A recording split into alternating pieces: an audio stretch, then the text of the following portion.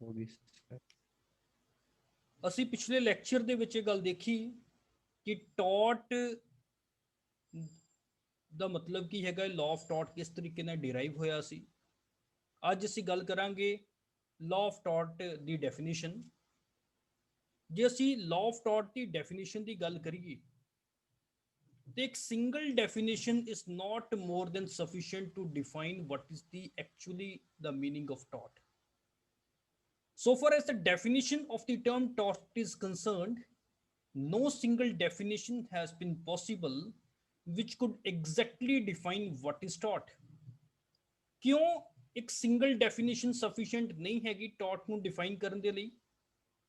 The basic reason is that law of tort ਇੱਕ growing branch of law ਹੈਗੀ ਹੈ ਜੋ ਕਿ ਕਨਸਟੈਂਟਲੀ ਡਿਵੈਲਪ ਹੋਈ ਵੀ ਹੈ ਤੇ ਕਨਸਟੈਂਟਲੀ ਡਿਵੈਲਪ ਹੋ ਵੀ ਰਹੀ ਹੈ।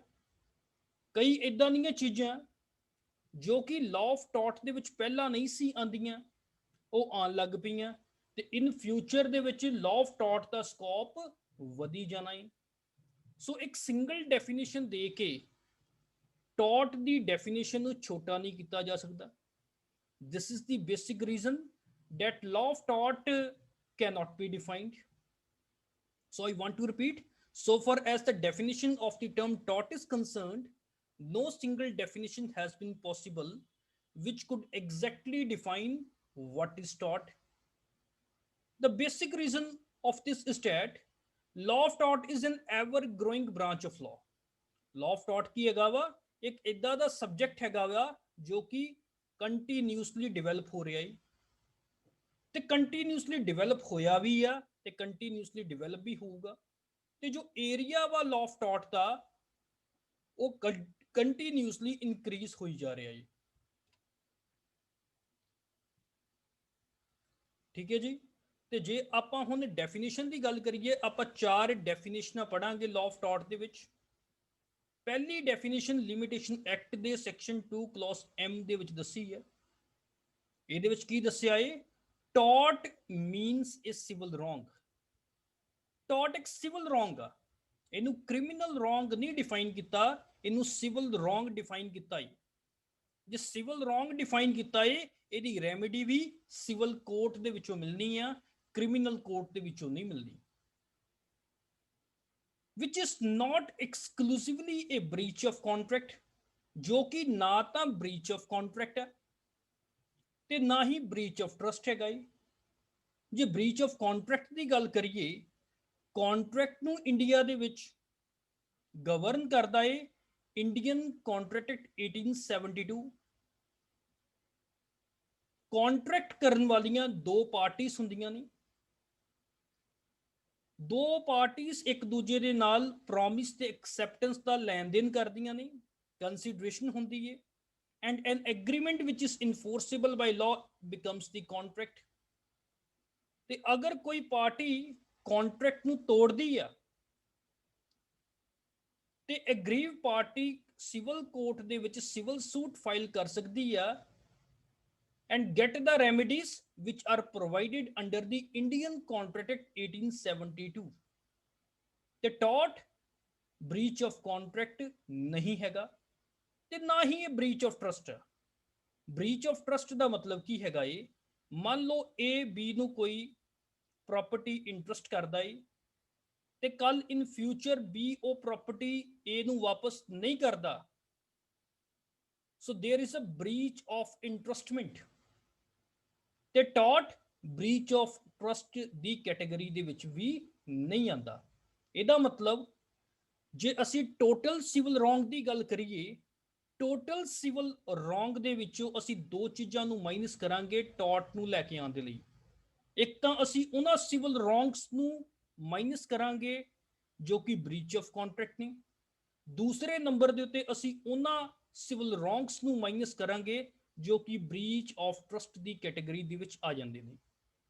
तो according to section 2 clause M of the limitation act 1963, tort एक civil wrong ਆ which is not exclusively a breach of contract, ਜੋ ਨਾ ਤਾਂ breach of contract ਹੈਗਾ ਏ ਤੇ ਨਾ ਹੀ breach of trust ਹੈਗਾ ਏ।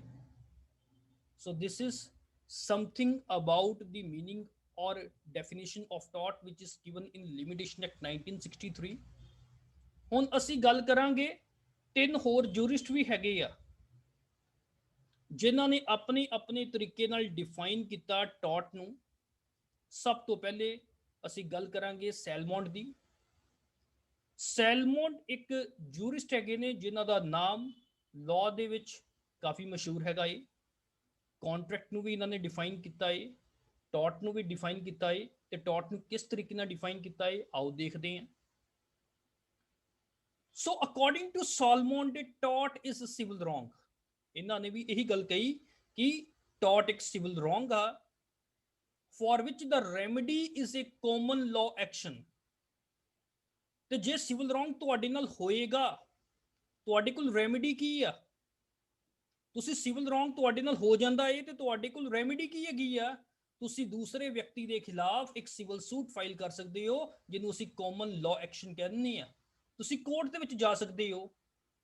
ਕੋਰਟ ਦੇ ਵਿੱਚ ਕੀ ਕਰਨਾ ਜੀ? ਤੁਸੀਂ ਅਨਲਿਕੁਇਡੇਟਿਡ ਡੈਮੇजेस ਦੇ ਲਈ ਕਲੇਮ ਕਰੋ। What is the meaning of unliquidated damages? ਤੁਸੀਂ ਕੋਰਟ ਦੇ ਵਿੱਚ ਜਾ ਕੇ ਕਹੋ ਕਿ ਮੈਂ ਮੇਰੇ ਨਾਲ ਇਹ ਟੌਟ ਕਮਿਟ ਹੋਇਆ ਏ, ਆਈ ਵਾਂਟ ਦਿਸ ਕੰਪਨਸੇਸ਼ਨ। ਤੇ ਦੂਸਰੀ ਪਾਰਟੀ ਇਹ ਕਹੇਗੀ ਕਿ ਇਹ ਕੰਪਨਸੇਸ਼ਨ ਨਹੀਂ, ਕੰਪਨਸੇਸ਼ਨ ਘਟਾਈ ਜਾਵੇ ਜਾਂ ਫॉर ਐਗਜ਼ਾਮਪਲ ਤੁਸੀਂ ਕੰਪਨਸੇਸ਼ਨ ਦੇ ਲਈ ਇੰਟਾਈਟਲ ਨਹੀਂ ਹੈਗੇ। ਐਂਡ ਕੋਰਟ ਵਿਲ ਸੀ ਕਿ ਤੁਹਾਨੂੰ ਕਿੰਨੀ ਕੰਪਨਸੇਸ਼ਨ ਦੇਣੀ ਆ ਜਾਂ ਕਿੰਨੇ ਡੈਮੇजेस ਦੇਣੇ ਆ ਜਾਂ ਕਿੰਨੇ ਡੈਮੇजेस ਨਹੀਂ ਦੇਣੇ।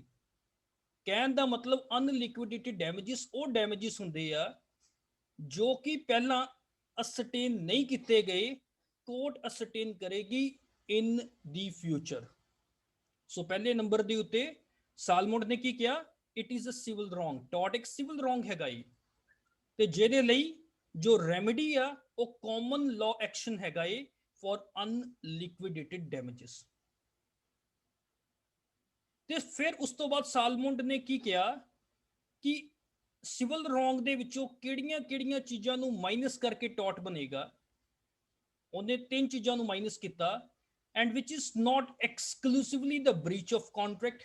ਨਾ ਤਾਂ ਟੌਟ breach of contract ਹੈ, ਨਾ ਤਾਂ ਟੌਟ breach of trust ਹੈਗਾ ਏ, ਔਰ ਅਦਰ merely equitable obligation, ਤੇ ਨਾ ਹੀ ਕੋਈ equitable obligation ਹੈਗੀ ਹੈ। equitable obligation ਕੀ ਹੈ? ਕਿ ਜਿਸ ਤਰੀਕੇ ਨਾਲ ਬੱਚਿਆਂ ਦੀ ਡਿਊਟੀ ਬਣਦੀ ਹੈ ਕਿ ਬੁਢਾਪੇ ਦੇ ਵਿੱਚ ਆਪਣੇ ਮਾਂ-ਬਾਪ ਦੀ ਸੇਵਾ ਕਰਨੀ, ਇਹ ਇਕੁਇਟੇਬਲ ਆਬਲੀਗੇਸ਼ਨ ਆ। ਮਾਂ-ਬਾਪ ਦੀ ਡਿਊਟੀ ਬਣਦੀ ਹੈ ਆਪਣੇ ਬੱਚਿਆਂ ਦੀ ਜਦੋਂ ਛੋਟੇ ਆ ਮਾਈਨਰ ਹੈਗੇ ਉਹਨਾਂ ਦੀ ਸੇਵਾ ਕਰਨੀ। ਸੋ ਇਹ ਇਕੁਇਟੇਬਲ ਆਬਲੀਗੇਸ਼ਨਸ ਨੇ। ਦੂਸਰੀ ਗੱਲ ਹੈਗੀ ਆ ਕਿ ਆਪਾਂ ਬੱਸ ਤੇ ਜਾਣਦੇ ਆ, ਸਾਡੀ ਇਕੁਇਟੇਬਲ ਆਬਲੀਗੇਸ਼ਨ ਹੁੰਦੀ ਆ ਕਿ ਅਗਰ ਕੋਈ ਬਜ਼ੁਰਗ ਇਨਸਾਨ ਖੜਾ ਵਾ ਤੇ ਉਹਨੂੰ ਸੀਟ ਦੇ ਦੇਣੀ, ਦਿਸ ਇਜ਼ ਆਵਰ ਇਕੁਇਟੇਬਲ ਆਬਲੀਗੇਸ਼ਨ। ਤੇ ਜੇ ਕੱਲ ਅਸੀਂ ਇਕੁਇਟੇਬਲ ਆਬਲੀਗੇਸ਼ਨ ਪਰਫਾਰਮ ਨਹੀਂ ਕਰਦੇ ਕਿ ਉਹ ਸਾਡੇ ਖਿਲਾਫ ਸਿਵਲ ਸੂਟ ਫਾਈਲ ਕਰ ਦੇਗਾ, whether it is a civil wrong. Solomond they accordingly it is not a civil wrong, it is not a tort, although it can be said to be the civil wrong कि देखो जी equitable obligation ਤੁਸੀਂ perform नहीं ਕਰਦੇ ਪਏ, but it cannot be regarded as tort। ਇਹਨੂੰ tort नहीं किया जा सकता। So I want to repeat, Solomon ने ਕੀ किया?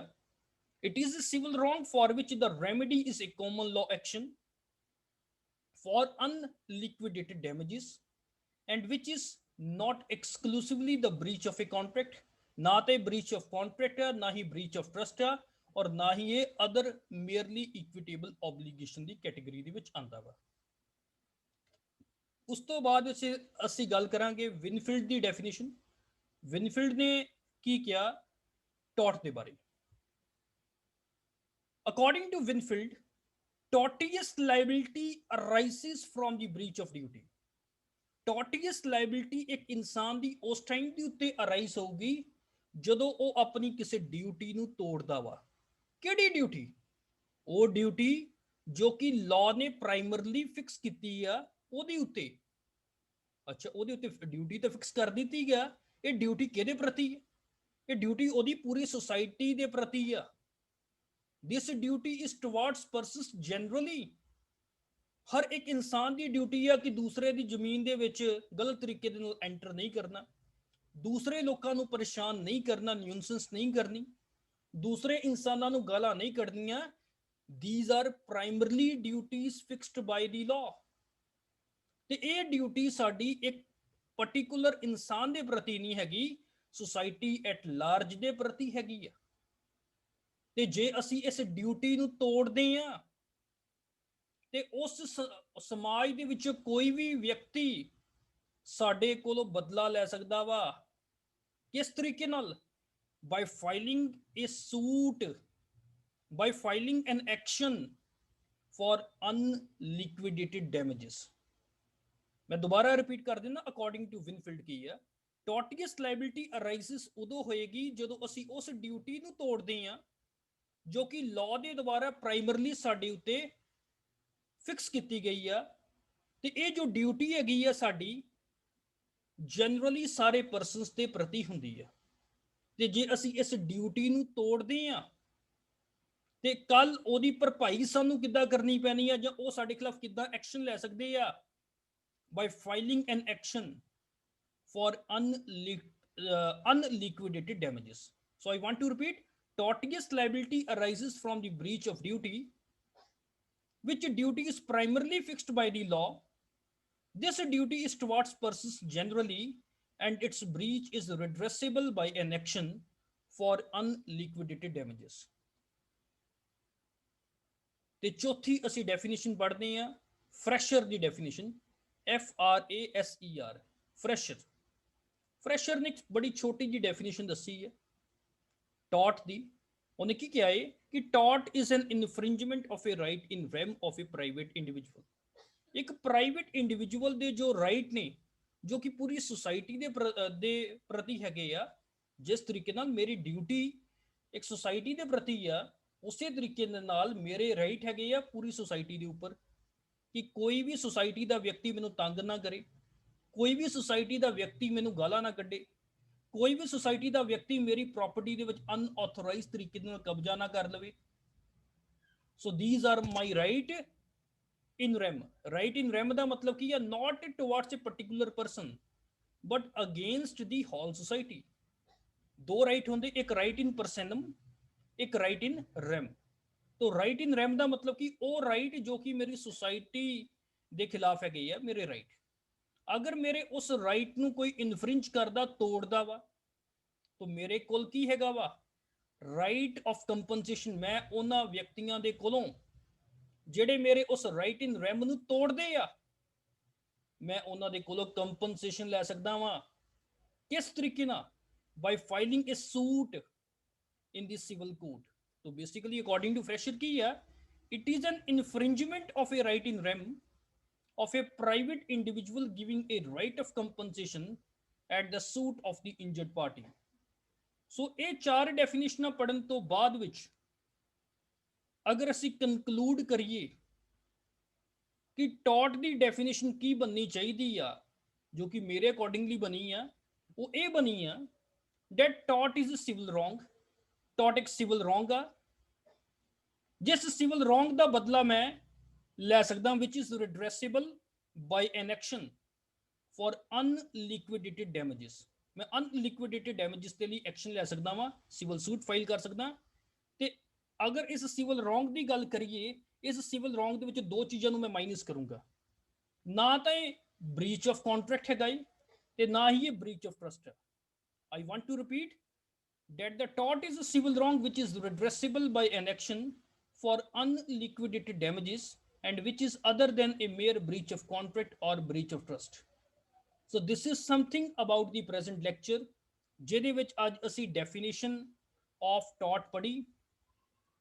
तो कल ਅਸੀਂ ਪੜਾਂਗੇ what are the various elements of tort। अगर किसी ने इस lecture ਦੇ ਵਿੱਚ ਕੁਝ ਮੇਰੇ ਕੋਲੋਂ ਪੁੱਛਣਾ ਵਾ then ਉਹ ਪੁੱਛ ਸਕਦੇ ਨੇ।